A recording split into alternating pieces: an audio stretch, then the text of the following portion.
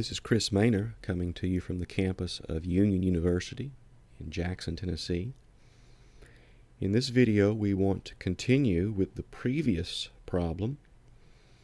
Suppose International Widget estimates its sales and costs for the 50th through the 55th unit of production.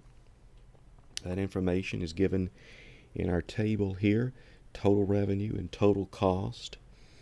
And from this information, we want to know how many widgets should International produce. What is the optimal number of widgets?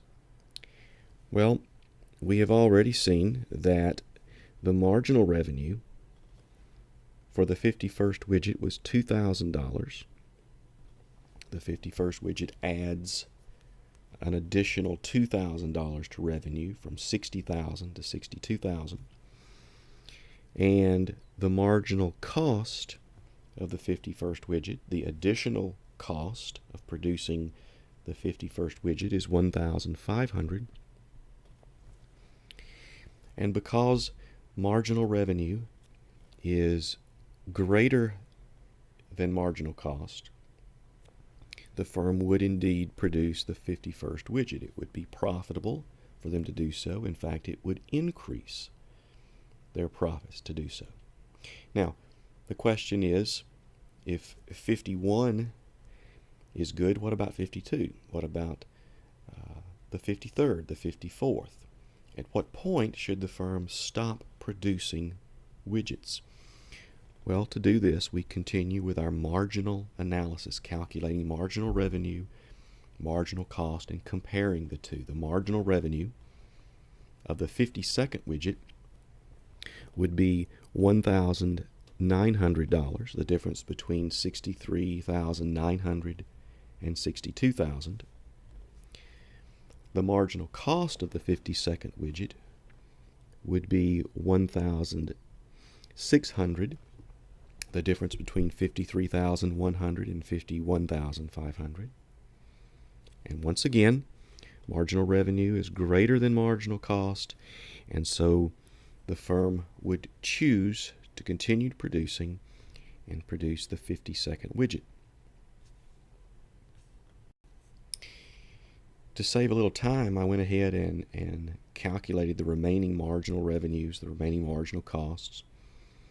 And we see that, again, for the 53rd widget, marginal revenue is $1,800.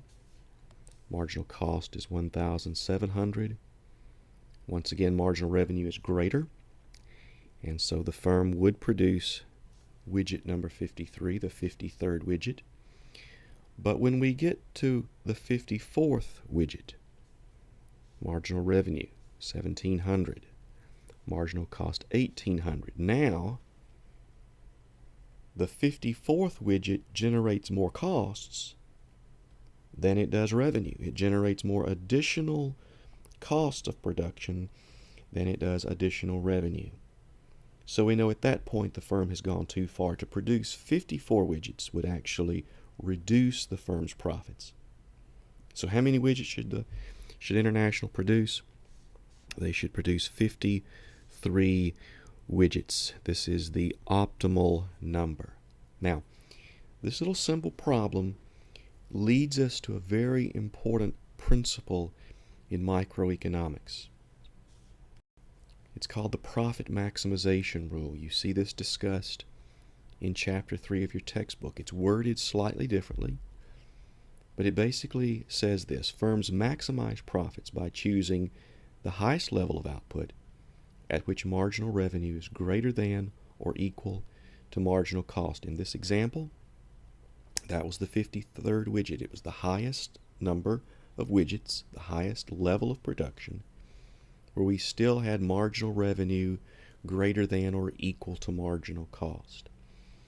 In the next few videos, we will add a couple of caveats to this rule. We'll see at least one more application, but please jot this rule in your notes. Keep it in the back of your mind. Actually, keep it in the forefront of your mind, because it will be very important throughout the remainder of our course.